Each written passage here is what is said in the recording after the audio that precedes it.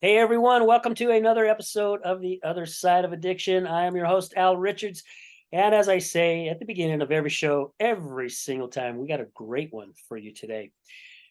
I met this lovely lady about 2 weeks ago. Her name is Priscilla.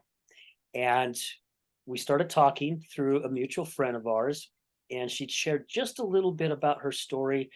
And immediately I was like, oh my gosh, I want this gal on the show. And I'm going to give you guys really the main reason, not because she has an incredible story, because she does. It's that she's only in her sobriety about 8 months. And I've not had anyone on the show who has been that new. And really, the shows here, the next few shows, are going to be people who are just starting their journey in recovery. Because I want our audience to know and understand, like a lot of us on the other side say, just stop. We think it's that simple, and it's not. So, Priscilla, thank you so much for being on the show with me today. Hey Al, how are you? I am Glad to well. be here. Thank you so much. So, guys, today we're going to be talking about there is something to be said about true desperation. You're going to want to watch this whole show because you're going to find out what we mean by that. My gosh, Priscilla, it has been such an honor to get to meet you and get to chat with you a little bit, get to know you as an individual. That's what I love about doing these shows. The amazing people I get to meet from really almost all over the world, right? It's just so flippin' amazing. Now, you're not originally from here, is that correct? No, I'm originally from Los Angeles. Okay. Now, I'm a Utah transplant. Utah transplant.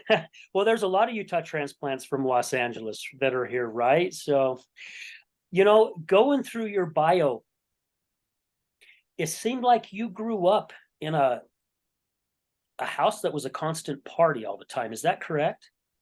Yeah, so I grew up in a house that entertained a lot. And when you say it was a constant party, it's different than what a lot of people think of. So, Okay.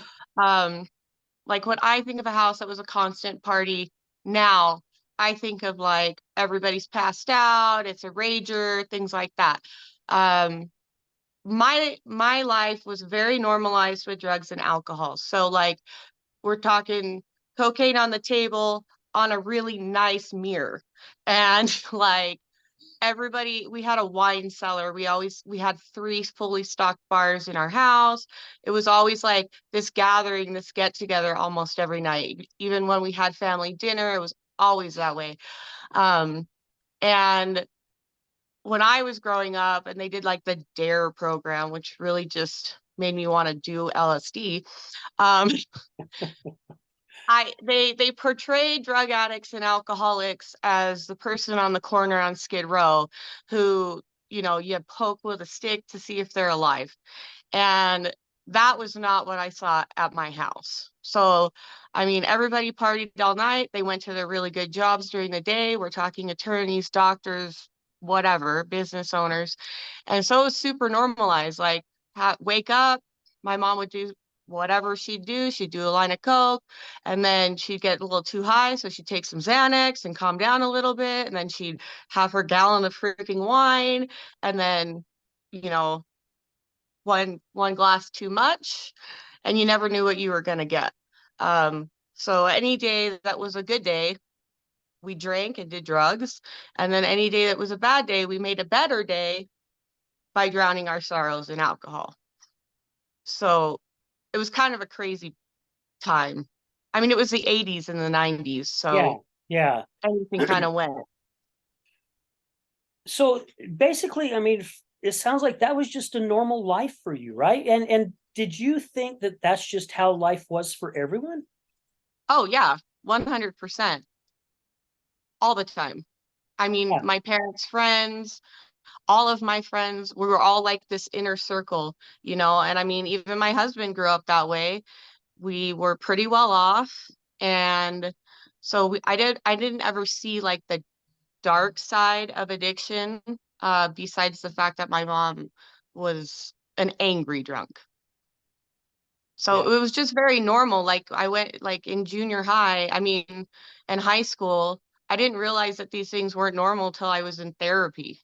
And they were like, what the actual fuck was going on in your house? And Holy cow. so, I mean, even my family, when I went away, it was like, oh, everybody in my family's gone to rehab at least one time. And so it was just like, oh, she's going to go away for a while. She'll come back and it'll all be good. So I was never really taught that any of it was bad. Did your family ever kind of throw the stuff that when you were wanting, and I don't know, maybe you didn't go to rehab for you, right? Because a lot of times, from what I have learned from all the interviews that I've done, the first few times people go to rehab is usually not for them, it's for someone else. And the ones that do say I was going for myself, and they grew up in a family something like yours, then they were told, oh, you just think you're better than us, you're going to be Miss Goody Goody or Mr. Goody Goody, and we don't want you around anyway. Did that kind of stuff happen in around you? I have a I have a kind of different story. Um, so my mom was severely anorexic and had a lot of mental issues. And there was a lot of trauma, but I mean, I started heavily drinking when I was 10, and my home was incredibly abusive. So everywhere I went was a hellhole. And I remember trying really desperately to get into treatment. Um, and I went to UCLA and I interviewed with the guy that runs the eating disorder unit. And at this time, I was still pretty much hiding my drug use, and I was on cocaine and heroin and drinking every day. Somehow I was hiding that. I don't really think I was, but my mom would not sign the paperwork. And so, like, my bags were packed for 2 months, and I was like, I got to get out of here. It's either this or get emancipated. So my family wasn't talking at the time. They didn't care. My mom didn't want me to go. And so I pulled a crazy stunt in my house. I went out to score. I came home. I got really, really high and drunk. And my mom got in a physical fight, and the cops got called. And so, like, I tried to run and jump off our balcony, like all of this crazy shit. And I finally did make it to treatment. And my mom never came. So I became a ward of the state. And when she did finally come to visit me at some various treatment centers, she got kicked out because she was always high, or she was drunk, or she was giving like eating disorder tips to the eating disorder girls or whatnot. So, like, my family didn't really care that I went to treatment. And when I got out of treatment, my family still didn't understand why I was there. Like, my gift boxes were always alcohol. And I'm like, I'm trying to stay fucking sober. So, like, 2 years of inpatient, I finally landed in Utah in 2004. And I knew this was where I had this, like, I had three choices of where to go. And I liked the snow, and the people were nice when I came skiing as a kid. So I figured Utah is a cool place to go because I'm never going to move. And it's far enough away from my family that they're never going to visit me. And no one's ever going to look for me in freaking Utah.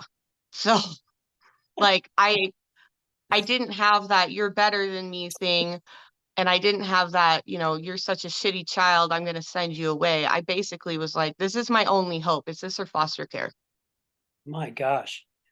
Now, I hope I did not misunderstand you. All this stuff was happening at the age of 10? So between 10 and 15, things got really bad. I'd been in and out. I've been in therapy the whole time. So my dad died when I was 10. And by the time 15 rolled around, my organs were starting to shut down. I I couldn't hold down solid food. I was cutting a lot. Um, and the only option I really had was to go to treatment. So when I met with Dr. Strober at UCLA, he told me he wasn't going to take me, which is a very big trend in my story. And I said, why not? And he said, you're just going to go back to your mom, and then you're going to start all over again, and you're going to die. So it's a waste of a bed. And I was like, well, fuck you. Like, what are you Right. talking about? Are you kidding me? Like, you're not even going to give me a chance to try and get better. And so between her not signing the paperwork and him not letting me in, I just made the conscious decision that I was going to put myself in there. So when those cops showed up, it was like, well, sweet, just take me away. And then they were going to take me to juvie. And I was like, I'm going to kill myself. So they had to take me to the hospital. So I spent quite some time hopping around in the hospital so that I could get to the eating disorder unit so I could get better. And I went through all the withdrawals of alcohol and heroin and coke by myself without any meds. And it was the most awful experience I've had in my life. And I've had a lot of awful experiences. Um, and I mean, I stayed at UCLA long enough to see people come and go 3 or 4 times until they Wow. finally transferred me because I was medically stable enough to another facility that was a lockdown. And well, they claimed they were a lockdown. I got out a lot. But but I got kicked out of there because of my mom and I made no progress. And I went to another one and the same thing. And finally they were like, we don't know what else to do with you. Um, Pick a state and we're gonna send you to a facility there. And so from about like 15 to 18, I was in and out of lockdowns, but I never went back home. Does that make sense? Yeah. Yeah. Because I know in your bio you said that you've been to so many rehabs, you've lost Yeah, I track, literally right? like I lost track. Like I'd have to go sit down and make a list. Wow. You know, something though that impresses me with all this though, Priscilla, is you were doing this because you did want to get well, right? You wanted to get out of this life, even though that struggle was still there. I mean, you literally wanted to go get help. Yeah, I just wanted help, and I was lucky enough to have a therapist who, sits on the board for DSM and can pull strings and knew people. And like, really, that's the only reason I got in. And I was lucky. And I got an angel of a social worker who was super creative. And that was the plan we came up with. The only way I was going to stay clean, sober, safe, and eating was if I went to long-term treatment. So that was 2 years of inpatient. Wow. And I'm sure it was hard for you, but also at the same time, I guess easy. Because, and the reason why I'm putting it that way, because I really don't know, we're big supporters of like Red Barn Academy out of Farmington. They're a 2-year program. The Other Side Academy, downtown Salt Lake, they're a 2.5-year program. And I remember at one time in the depth of my wife's addiction, I talked to her about going to the Other Side Academy when I was first building the relationship with them. And she basically said, hell no, I am not going to that effing place because I'm not going to be away from you for 2 years. Right. Sometimes that's what it takes. When I've talked to parents, especially when they have teenagers that are really, really struggling and they say, "Oh, I'm going to send my kid to a 30 or a 60-day program." Addiction's a family disease. So Yeah. it's not just the family member going to treatment, whatever age they are. It's the family too. And when you don't have that family going with you, it's very difficult. But my rule of thumb is you need at least a year of treatment. So I don't care if that's 30 days inpatient and then, 6 months in intensive outpatient and then another 6 months in like IOP just at nighttime. Like if you get the chance to go to a sober living, freaking go. Like you have to learn how to change your entire life. Like however long you've been alive, you need that much time and then some to fix all of that. And you can't do that in a 30-day program. No, no. So, like the other side and the Red Barn, that's basically what I did for those 2 years. I wasn't allowed to leave, even though I turned 18, until I had a job, until I had an apartment, until I was going to some kind of school. Like I was lucky enough I didn't graduate high school till I was 20. And I was super embarrassed about it, you know. Uh, but they taught me how to live. I wasn't raised by actual adults. My parents were really never around. They traveled all the time. By the time my dad died, my mom was gone like half the year. So I raised myself. I didn't understand conflict. I didn't understand what to do with all the negative feelings and big emotions and even the little stuff. I didn't know how to make friends. I knew how to be a people pleaser, but I didn't know how to do any of the normal stuff. I never had a childhood. I didn't know how to be an adult. And even after New Haven, I still didn't know how to be an adult. And so you mimic those around you. And I just feel like those 2 years saved my life. Those 2 years were the reason that I knew every time I had big setbacks that I could go back through. Like, I have a binder from New Haven, and it's called a values binder. And those 2 years were the only 2 years of my life that I was really sober and clean and eating and as healthy as I could be. And so I based all of I'd get in a relationship and it would be shitty, and I'd go back in my binder and I'd be like, oh, not good. Keep going forward. And if you have the chance to go to a sober living, if you have the chance to go to treatment, do it, do the whole deal. Don't do 30 days. 30 days just takes you out of your space. And then you come back home and your family has had no time to heal. You've just had time to dry out, and you're there with all your triggers. Like, it just doesn't, I'm not saying it doesn't work for everybody, but it just doesn't work for me. Yeah. I've been to so many 30-day programs, and I literally make it maybe a couple of days. I have to agree with you on this, Priscilla. And it's just from what I've seen and watched what my wife went through, right? Because again, 30, 60, 90, I mean, she was in a couple places for 6 months. It still didn't work, right? And unfortunately, this is something that I've said on the show many times, where something needs to change, because there are people who definitely want help. They want to get out of the life that they've gotten themselves into. They go to rehab. After, let's say, 30 days or 60 days, insurance decides they don't want to cover it anymore. They go right back out to where they came from, right? They still don't have the tools.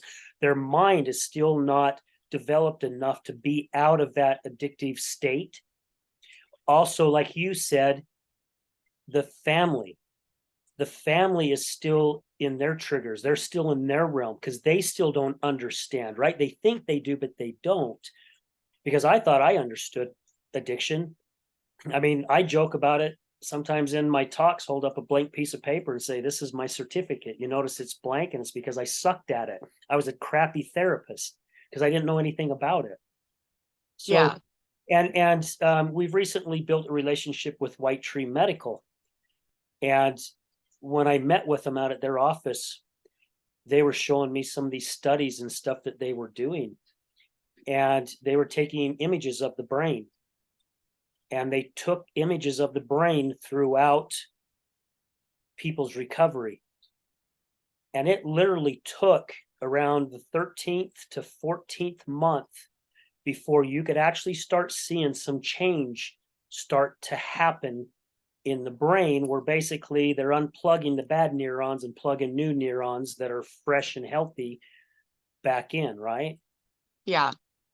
I really think, and I know it sounds hokey, but I mean, I've been an alcoholic for 26 years. I've been in recovery for 16 years.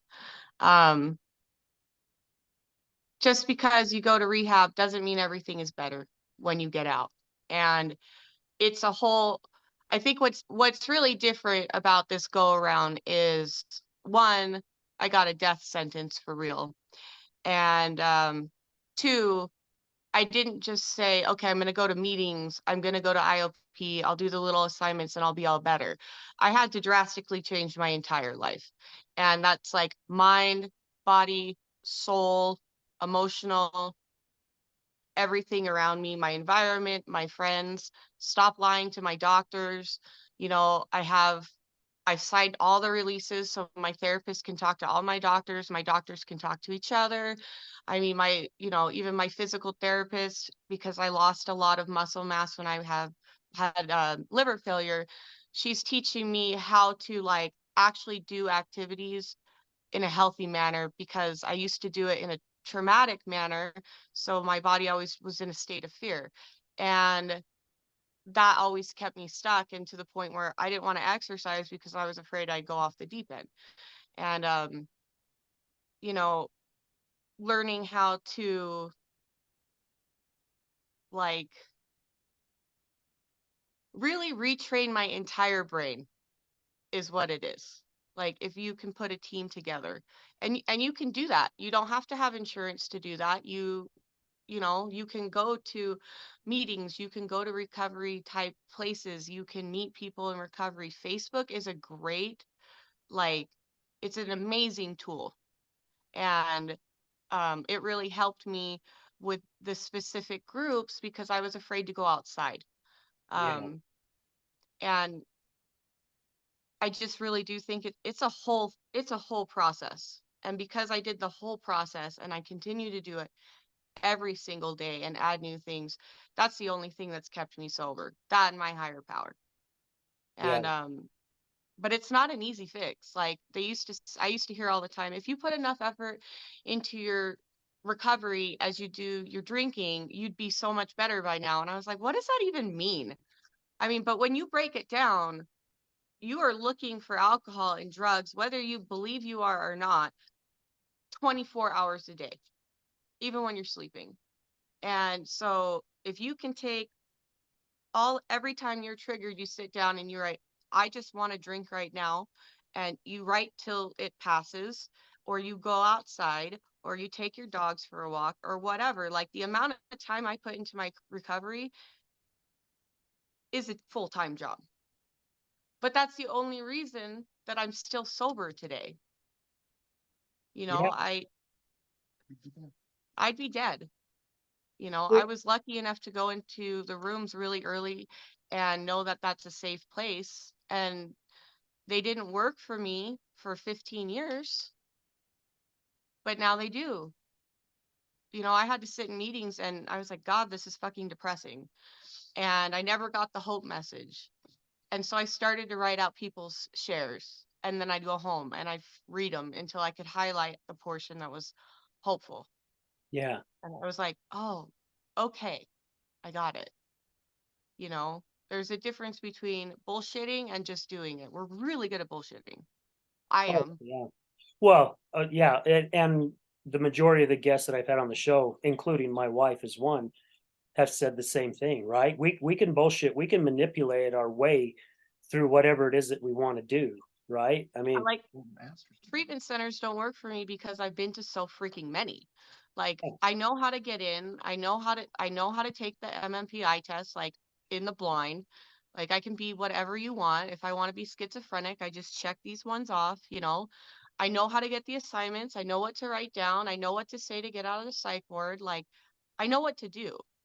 Um so treatment centers don't work for me anymore because I'll bullshit my way through them. yeah, And so this time nobody would take me because I was so sick again. And I was lucky enough to find an IOP that did take me, and I made sure that I did it at night so that I had to make it through the whole day so that I could go get drug tested and get breathalyzed and sit in IOP for a million hours and come home and deal with all my personal triggers that were here all the time. And it was hard. It was really freaking hard. well, yeah. I mean, life is hard as it is, right? I mean, seriously, there's this saying in one of the Rocky movies that you know, life has a way of punching us to where I mean, it'll knock us down. I could get in the ring with the toughest fighter and they can knock me down. However, eventually I'll get back up. But when it comes to life, life has a way of continuously throwing punches at you. Oh And when you're yeah. so used to a lifestyle like what you grew up around and what you were in, right? it's a whole new concept because you're reinventing yourself. You've got to learn how to take this old person and start shaping them into somebody that they've never been. And to know how to do that, because none of us has ever been taught that. We don't take a class in school that says, oh, if you don't like who you are, This is what take you do. take this class. I would love to have that manual. Right, right. That would Yeah. help. Yeah, if you take this class, Illness or sixth whatever. period, it will help you chisel your way to be this amazing individual. And I don't think, and a lot of our listeners who listen to the show a lot, they've heard me say this quite a bit. And I apologize if I say it too much, but I'm a firm believer in this. If we really want to continue to be something better, we have to continue to work on ourselves. There's no finish line. And it doesn't matter whether you're someone in recovery or not, right? Life has thrown, I'll just put it bluntly, life has thrown a ton of shit at all of us. Some of us have been able to dodge a little bit of it. Some of us are freaking covered in it. However, it doesn't mean we have to stay that way. And there's a way that we can get ourselves to higher levels, right? And not saying that we're better than anyone else, because that's not what it is.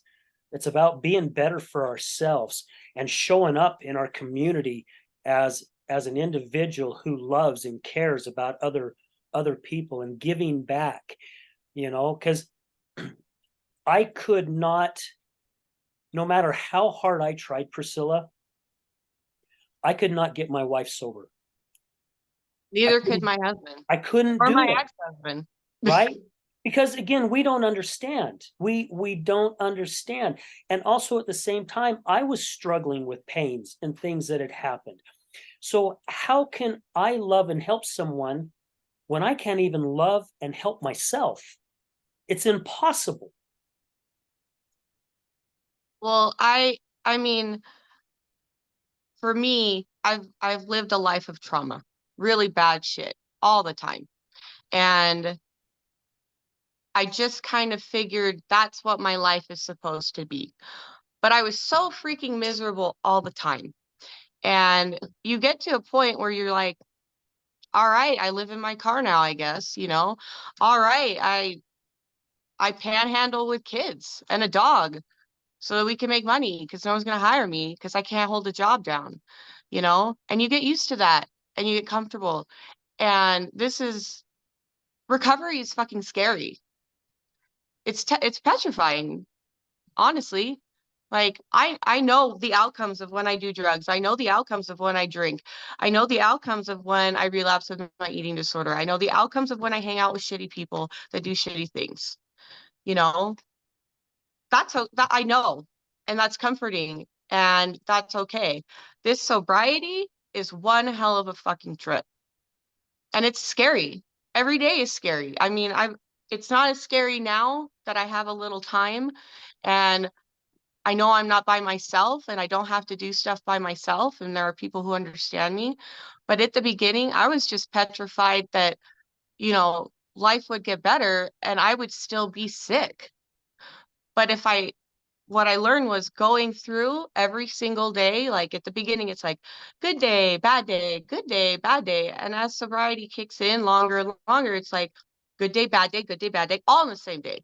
And I don't know how to deal with that. But I have to face that fear, you know. Um, but I don't have to face that fear alone. That's the cool thing Yeah, about recovery. Normal people don't have that.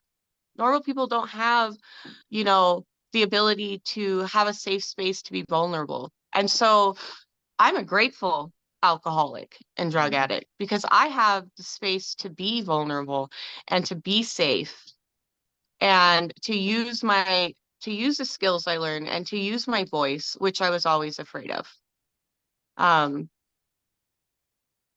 it's scary. And a lot of people don't recover because they're scared. But it's okay to be scared, you know. absolutely. There's It's nothing. okay to not want to change. Some people won't get better. Yeah, You'll die from it, yeah. you know. Unfortunately, it'll take your life. Yeah. But I mean, from everything I've dealt with, drug addicts and alcoholics and people with mental illnesses, they are some of the smartest, most talented people I have ever met. And I've met a lot of freaking people. And I have met, CEOs of big companies and brain surgeons and all of this. And we are just scrappy. A normal person could not survive what we've survived. We have a story to tell. We have hope to give out. Even if you're like me and you've gone to a million treatment centers and everybody's given up on you, I didn't give up on me this time. And that's been huge. Yeah. Um, I love the people around me who are still around me. I don't know why they're still here, but they are, and I am grateful. But I do this every day for me, and I make the next right choice every day as my living amends. Does that make sense? Like I Absolutely. can get out of the fear by doing that. Yeah. Yeah, it makes total sense. And for our listeners, even if you're a new time listener and you're on the other side and you're still not quite grasping what Priscilla is talking about, I like to use this because I think it was a really good analogy that my wife threw at me once. And Priscilla, you talked about the fear, right? Her fear of not being able to drink again at concerts, parties, barbecues, literally frightened her to death because Oh that was yeah. her good time, right? And when I was being the amazing therapist that I wasn't, I'm like, it doesn't make sense to me. Why can't you? She threw at me once, what if I told you you could never have another taste of ice cream ever again the rest of your life? Ever. Because I love ice cream. I've had to control myself not to sit down and have a huge bowl of ice cream every single night. And I used to, and I've had to change it, right? Because I'm going, yeah, this is really not that good for me. However, I was doing just the same thing she was doing. I was It was something justifying different. it. I justified it, right? Oh, well, I don't get mean. I don't lose a job because I eat ice cream. But however, her point that she put across was spot on. So for our listeners who are on the other side and they're not understanding the journey and the battle that people who are in going into recovery that they have on a daily basis. They just don't wake up one day and it's gone. It No. continues to knock on their door every single day. Think of something that you love, right? I mean, literally, like a pet, how much you enjoy walking your dog every single night or going out and throwing frisbee or or you love going to the gym and working out, or you love doing yoga, or whatever it is. If you were told you could never ever do that the rest of your life again, how would you take it? It'd be a struggle, right? You have to learn how, as Priscilla's talked about throughout this show, you have to learn how to change your whole dynamic. I mean, change you completely because you Yeah, have and other ways to fulfill that void now that you've pushed to the side. yeah, I mean, like you have to reinvent yourself, and like I said, that's scary. And I have no idea how I've been doing it. I mean, I can tell you that I I make routines. I wake up, I smoke cigarette, I pet my dogs, I write down what I'm grateful for, I journal a sentence, I pray, I take my dogs out, I do something active. And I mean, I had a decompensated liver failure this winter. It finally was, you can, it wasn't even like you can't have a drink ever again. It was, you're never going to see your family again. You're never going to, my dogs were going to outlive me, and they're pretty fucking old, you know? And I had to think about it from that stance. Like, I'm never going to get to breathe again. I'm never going to get to say I'm sorry. I'm never going to get to see my, my niece be born. My, my best friend walk down the aisle. It was the tiniest little things that clicked in my mind that moment. And I've been told I was going to die before, but when you're really dying, even though I've had so many suicide attempts, it's just different. I didn't have control, and that's not how I wanted to go out. And I had no idea who I would be sober, and it was petrifying, but like being my authentic self. Like I walked into an interview on Tuesday, and he happened to be in recovery, so I felt more comfortable with this. But I told him, I'm in recovery. And I actually sold myself at the interview for real, my real self, flaws and all. I was like all up on the table. I didn't tell him my life story or anything, but I'd never done that before. I don't care if I get this job or not, but it's the first time that I was really true about my strengths and about my weaknesses. And, you know, they talk about having transparency in recovery, even if you make it a day sober and then you go back and you can't, 4 days of drinking or using drugs and then 1 day of sobriety. The fact that you're freaking honest about relapsing is huge, because you learn to be honest with yourself. And that's the scariest part of all, is being honest with yourself, and brutally honest.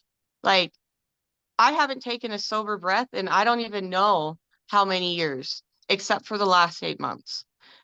And I just, I wish I could put it into words. I wish you guys could see how sick I was for so long. And I felt like I fooled everything. I hit rock bottom so many damn times I couldn't tell you what rock bottom is. You know, I'm very resilient. Alcoholics and drug addicts are very resilient. They're very resourceful. Like, I mean, we will find money anywhere. And I had to do that with my sobriety. Yeah. I mean, people like me, which is weird, because I hated myself so freaking much. And I hated, I just hated everything. And now people want to be my friend. And I had to get used to that. So I was like, do they want something from me? Like, are they trying to sleep with me? You know, is it because, they want to ride? Like, they just wanted to hang out. And that took me like 6 months to understand, you know? Yeah. Again, a whole new life, a whole new world, something that you've never been a part of. I mean, I interviewed a gentleman by the name of Robert who grew up in LA and grew up in the gangs. I mean, he was drinking and doing drugs with his parents at the age of 6 and 7 years of age. And Yeah, it's I because was smoking weed and with he my thought this parents. is how everyone lived, right?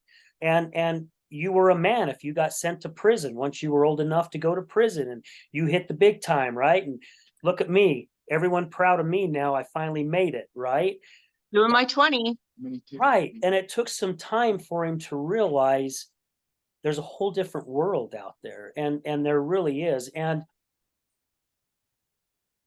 I believe, again, this is just my belief, the majority of us out there who are not battling with, well, I think we all battle with some type of addiction. Some are just worse than others. Life, we're all dealing with something out there. We can all choose to look at life in a different way. We get so used to looking at life through a straw instead of really opening our vision and seeing the blessings and the gifts that are around us every day. And you talked about earlier in the show that, life is like this. Sometimes a whole day is like that, right? It's up and down. The emotions are high, they're low, they're middle, they're low again, they're all the way high. One of my coworkers said something to me a few months ago that really, really opened my eyes and has really, really helped me. Those times when life has hit me in the gut, right? And I'm really starting to feel down, which I give myself now the opportunity to feel my emotions. If I'm feeling down, I'm going to feel down, right? God gave me these emotions for a reason. I'm going to allow it to happen. However, I'm not going to stay there.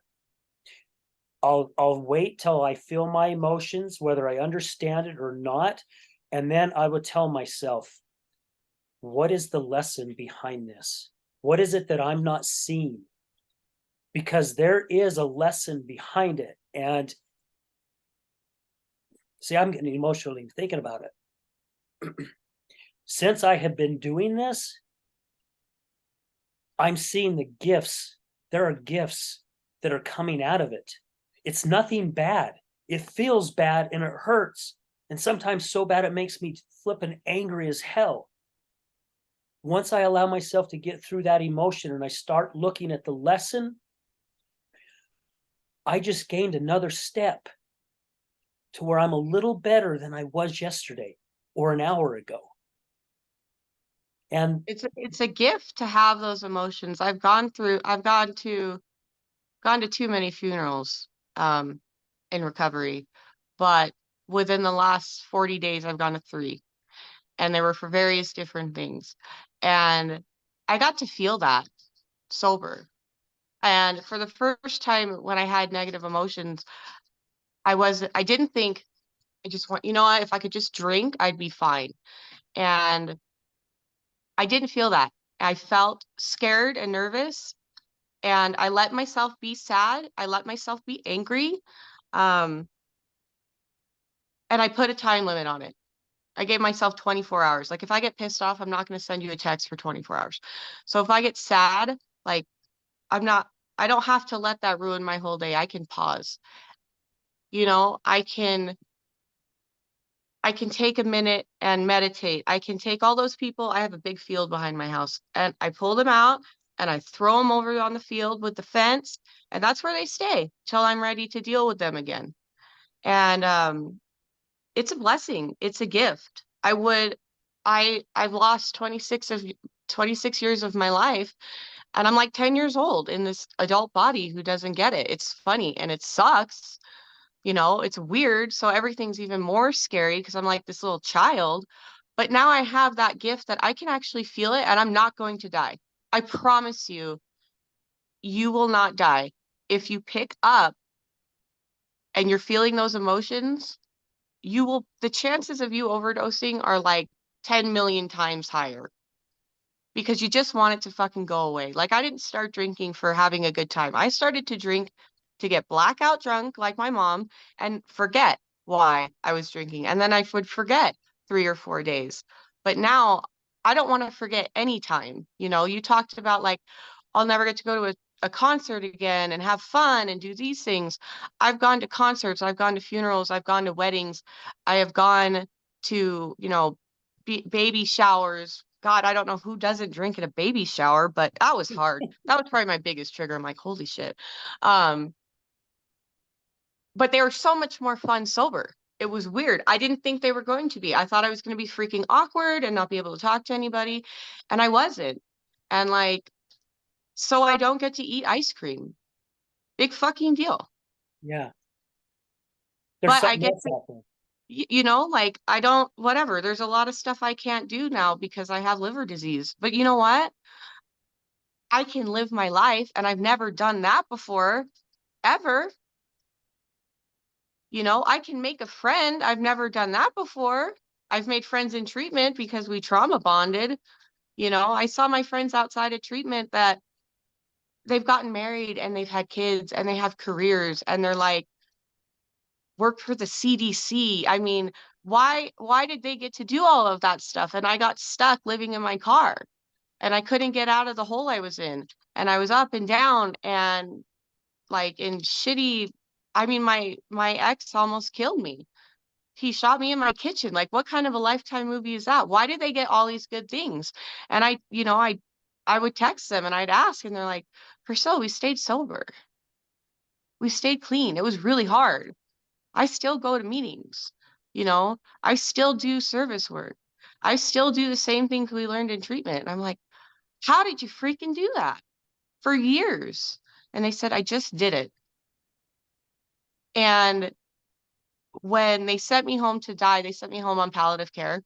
And so, for those of you who don't know what palliative care is, it's like when a cancer patient comes home and they're put on all of the medications for their pain and hospice. That's what they put me on. And I like I said, I mean, like they said, I just did it every day. And so every day I just woke up. And even if I didn't know how to pray, or I mean, when I pray to a different higher power than you do. No matter who you are, you get to pick what power is greater than yours. And I would try, and I would try all the ways people taught me how to do it. And then I would read the books that people taught me taught me to read. I would write down the stuff they told me to write down. I would just do everything because I didn't know what I was doing. And you find your flow. You really find your flow, but you got to give yourself that chance. You have to take the chance to love yourself. When you've tried to die as many times as I have, like, give the fuck up already. It's not going to happen. They're just going to make you keep coming back over and over again because there's a different life to live. Yeah. You know, You I'm know, probably never going to cure cancer or anything, but I get to look out at the mountains. I can go, I can ski, I can walk. I mean, I've had to learn how to talk before because I damaged my brain so bad with drugs and alcohol that I couldn't string a sentence together. It took me 2 years. I had to learn how to read, but it's okay. yeah. You said something here just a little bit ago, Priscilla, about your little girl coming out. And I'm really grateful that you brought that up because I think the majority of us need to bring those little boys and those little girls back out, right? Because we've gotten so caught up in everyday life, the 3D world, all the crap that's going on around us. When we're kids, we don't notice all this stuff, right? We're just so focused in just enjoying life and using our imagination and smiling. And yes, we may be getting disciplined from our parents, or yes, we may fall and have to go to the doctors and get stitches or whatever. But bringing the little kid back out, I've taken some classes, and I've done some personal coaching with some other people, and two of them. And matter of fact, someone I just spoke to during this week, basically, we talked about that. And the two coaches that I worked with said, Al, it's time for you to bring that little boy back out. And the first time when I was told that, I quite didn't understand it, right? I'm like, okay, well, how do I do that, right? I've not been a little boy for umpteen years. I mean, I just hit 60 now, right? I don't know where that little boy's at. He's been gone a long, long time. I was told it a second time, and I got just a little bit more, and it has stayed with me. It has literally, those seeds were planted in my brain, and I have been working on watering them and cultivating them, watering and cultivating it to get it to grow. And I'm finally understanding the meaning behind it, right? Because I wake up, and I'm not saying it's going to be perfect every day, but I wake up right now. I still may be kind of groggy. I'm an early riser. I'll get my cup of coffee. I go through my morning stuff that I go through, right? That benefits me. And I tell you, by the time I'm on my way to the gym, I've got a smile on my face Every because time. I get to go to the gym and work out to do something that I love to do, something that makes me feel good for me, right? I love to be doing this that I'm doing right now with you because I get to meet some of the most incredible individuals I've ever met in my whole life. You mentioned that earlier in the show. People who are in the recovery community. I tell you what, whether you have a loved one that's battling addiction or not, get yourself involved with the recovery community because it'll change your freaking life. And I mean Oh in yeah. a good way, in a good way, because they will teach you how to live life because they They didn't haven't live it, lived life for so long. right? They didn't live it. And a lot of us aren't doing it who don't have addictions. We're not living our life to its full potential. You hang around individuals in the recovery community, give it 30 days. Oh, your life will totally change. Like you'll be Oh, going rock climbing, and I don't right? even rock climb. I'm not an adrenaline junkie. Like It's crazy because when you say that the inner child thing, like everybody thinks like, oh, I'm going to give my inner child a hug. Like I make amends to my inner child every day. And I do that by when people ask me to do stuff, I go do it now. I don't even care if I don't like it. Like, I go do it. I go try. Because when I was a little kid, I would play in the forest. I used to live up in San Bernardino Mountains for a long time. Or I'd play in the sand because I lived in the beach. I would go ride bikes with my friends. Like, I had, that was my time. When I wasn't at home and shit wasn't bad, I would hang out with my friends. And I used drugs and alcohol and the eating disorder as my armor to keep that little girl safe because I was just scared. Yeah. And that little girl is the reason I'm still alive. That's the person who's kept me breathing all of these times, all of the overdoses, all of the shitty trauma, all of the times I, had, that I've been raped. That little girl kept me safe. And now I get to let her out because I keep safe people around me. I don't let scary people stay around me anymore. If you give me a bad feeling, I don't let you around me because that's my inner child telling me what to do, and it's okay to have fun. It's okay to I know people in recovery who left six-figure jobs to make ice cream, you know because that's what their inner child is supposed to do. That's what life's supposed to be like. Yeah. Life's not supposed to be this like wake up, get my car, go to work, hate my job, get the money, pay all my shit off. Like that's not what it is. It's not. Like I got this letter from a friend yesterday. I met her in IOP and she was dying of liver failure and she was just as yellow as I was. And I thought, I left IOP because I graduated and you can't have contact. And I thought she died because the therapist wouldn't tell me anything. And I went to aftercare just to wait for her, you know? And so she gave me this note and a big present with all these things that I didn't even know she knew about me, but she did. She picked up on little conversations. I've never had it before. And I want to read it because it has to kind of do with this inner child thing. Okay. Like when you have your best friend that you go ride bikes with, like I don't care how shitty your childhood is, you had a best friend. Like you had someone, even if it was an imaginary orangutan, right? So she goes, just a little thank you for visiting me in the hospital, but also for being my newfound friend. We are miracles, as you said, and we are so blessed to have found each other. I hope this book, she gave me a kid's book, which oddly I collect kids' books because I didn't have anybody to read to me as a child. Um, so anyway, she says, I hope this book gives you a little inspiration like it did me. Here's to the continuous search for our endless potential and our forever friendship. And we had talked about how we're alive because we must have endless potential. Like, if we didn't, why would we be here? What's Right. the point? And that, like, I cried last night, you know? Um, I've done some pretty shitty things, and I've always thought, well, I don't deserve any good. I deserve all the bad I've had because of all the shitty things I've done. And I don't. I don't deserve the bad. I deserve the good, you know? Amen. We all That do, little right? girl deserves the good. Like our little child inside, we deserve to have parents who took care of us. We deserve to have good mentors. We deserve to have good friends. We deserve to have pets. We deserved all the things we did or didn't get, you know? And in life as an adult, we deserve those things too. Just different. Yeah. We just have some more responsibilities. We have to go to work before we go ski, you know? Like, but responsibilities are a gift too. And I hate responsibilities. Like I hate adulting. I, for the first time in I don't even know how many years, open my own mail now. I used to pay a friend to open my mail.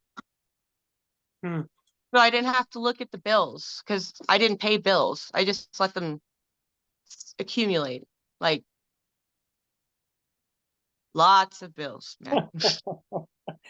Well, Like again, if I don't look at that pink notice, it's not really there. right? And it's a blessing. And somebody taught me this quite a few years ago too. And it's something that I'm still working on to this day. And it sounds crazy. When I pay a bill, I actually say thank you to my higher power. And But I have electricity. I say thank you, right? Because I have electricity, I have I an have phone internet, bills. I have a phone, I have money to put gas in my vehicle so I can get to point A to point B. I have food in my stomach, right? So it is a blessing. It is a blessing.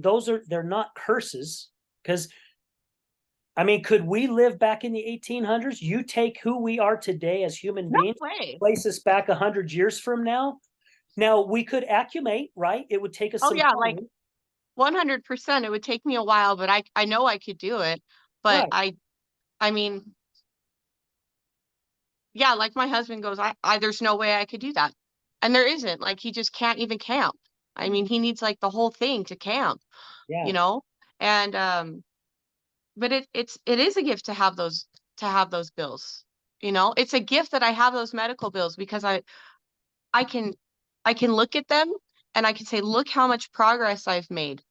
Look how many less bills I have than I had in January. I'm at my high ass deductible in one day, you know? But now those bills are less and less.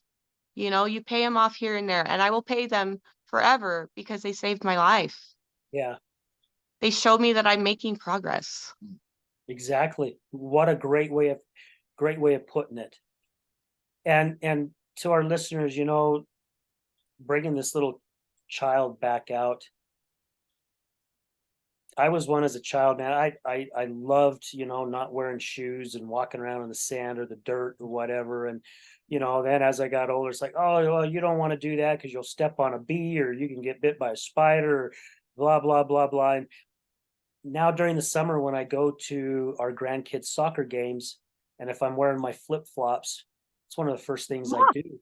I flip those flip flops off, and I feel that grass, and I love the feeling of that cool grass in between my toes and the bottom of my feet.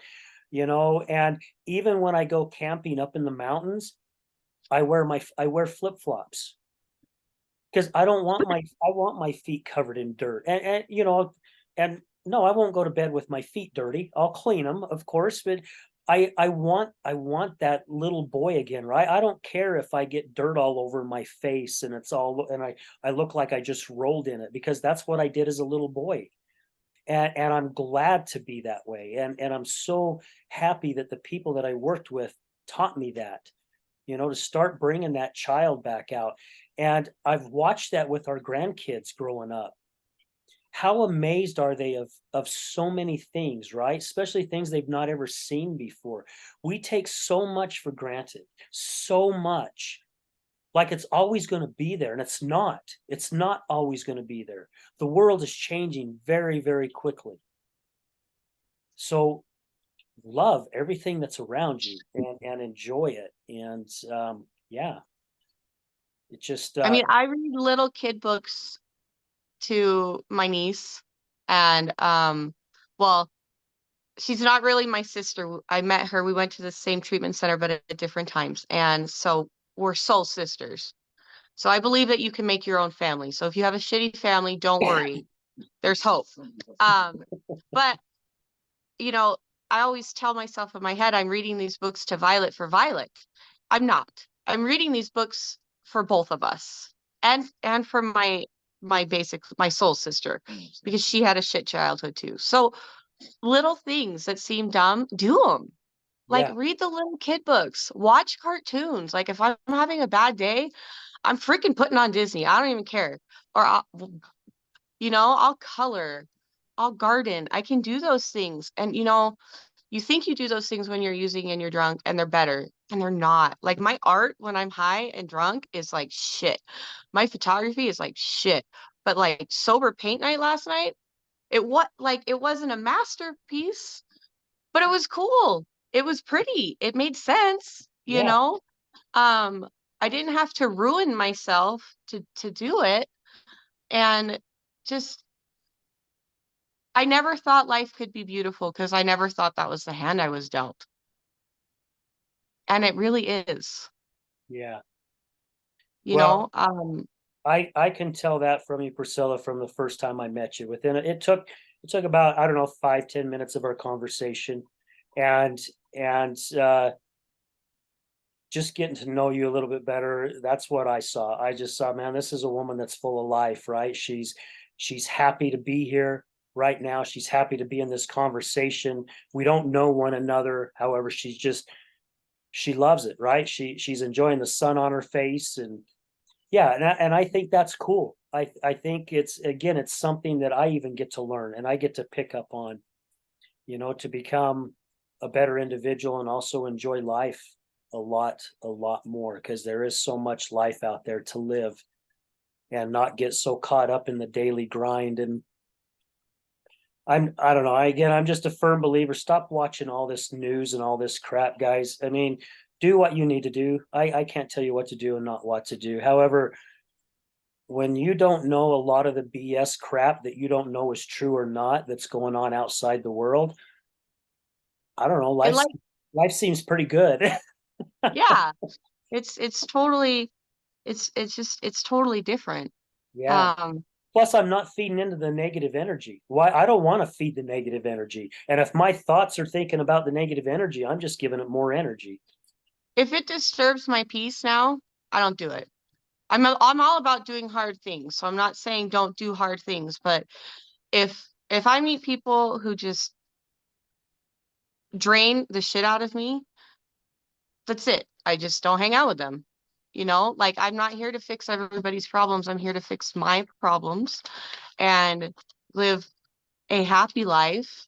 And it's okay to take breaks from people. I have like 10 people in my life that really influenced my sobriety. And I started with my my higher power was the only person I had. And yeah, like, you just mold your life into whatever you want it to be. Yeah. And that's possible. I mean, I worked really hard at being a good alcoholic. Like, the first time I did drugs, I got sick, so I just did more drugs because I wasn't doing them right, right? Because I didn't look like everybody else doing it. And and now I can take that tenacity that I have and put it towards something good. Whatever that good is for you, do it. No one's saying you can't be on Top Chef.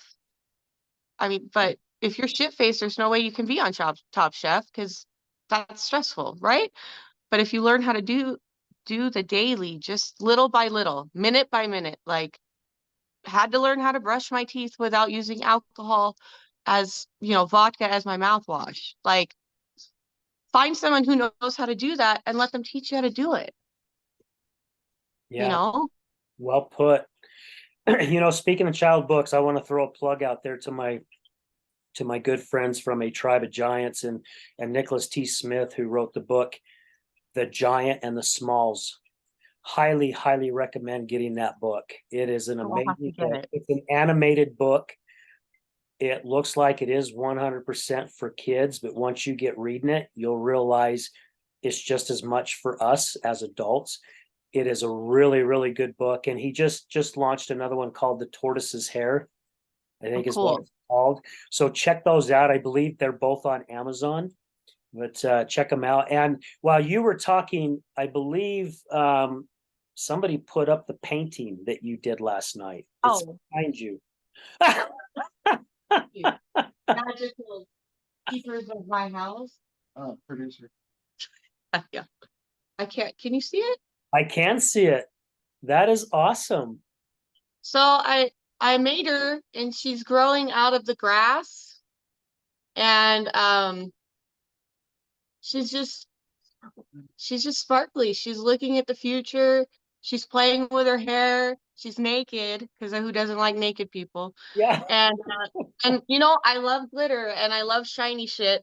And so I was like, I'm gonna put that in her hair. And when I was painting it, the teacher was like, "Where do you want to put this? Where do you want to put this?" And I said, "No, no, where do you want to put it?" She's like, "It's your painting." I said, "I know, and I'm saying that I want it to be a collaborative effort, and I need you to put the bead down." She's like, "You be you." And I'm like, "This is me being me. Do it with me." Right. Like, I use paint from everybody's table, and I had people help me with her hair, and I had people figure out how to paint it. Like, use the people around you in a good way, you know? Yes. Like, it's cool. It's cool not to be all by myself, you know? I don't have to be really scared Priscilla anymore. It's weird. But those, like the kid books you said, they're not written just for little kids. We're all little kids. We never grew up. Whatever age you started drinking at, you stopped there. And you probably stopped well before there if you waited till you were like 40 and started drinking. You Right. know, there was always something you were doing to numb yourself or to escape what's going on, or just to not be yourself, or to gain the liquid courage, you know. um I don't need the liquid courage anymore. In all honesty, that kept me very scared, and that's why I never went out, and that's why I didn't do things, and that's why didn't know my neighbors, and because I was afraid of them. And I know all my neighbors. I go to their house. We have dinners. We exchange food, you know? Like, I know all the dogs. I love dogs. I know all the dogs in the neighborhood, you know? I'm not afraid when someone says my name. I'm not afraid when I see a cop car. Like, come raid my car, whatever. You know, like I I'm just not I'm not afraid of those things that used to scare me. Yeah, Um, and even the things that scare me now, I don't have fear. I have anticipation. I love it. And it's different. I love it. Priscilla, man, this, and I say this with every show, but I say it because it's true. This has just been a great, great interview. And what couple things, and you can either answer one of them or um, use them both together, however you want to do it. What would be, what do you want our listeners to gain from this show, and or what would be your main message?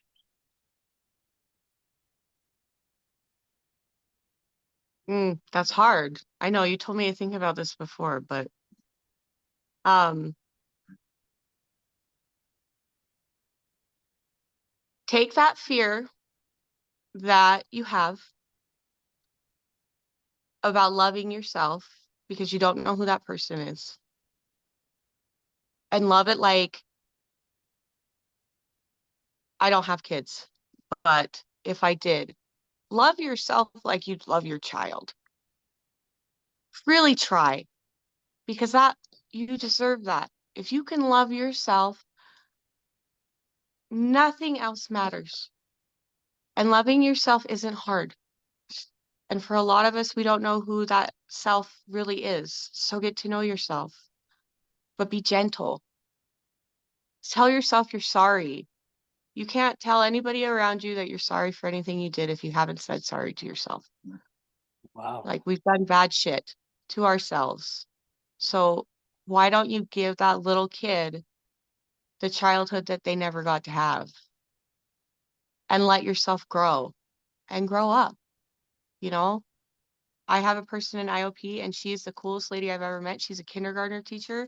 And I'm like, please, please be my kindergartner teacher. You know, this too shall pass. The bad days will pass, the good days will pass, and there will be better days. And sobriety is a fucking wild ride. And if I could have understood what sobriety feels like, I don't even care about the alcohol and the drugs, but what living a connected life feels like, I would never have touched the drugs, because I would never give this up for anybody. And I've done it before, and I will never. It is the most important thing in my life. So love yourself. Give yourself a hug. When you're sad, give yourself a hug. Curl up with your favorite blanket. Be gentle. It's okay.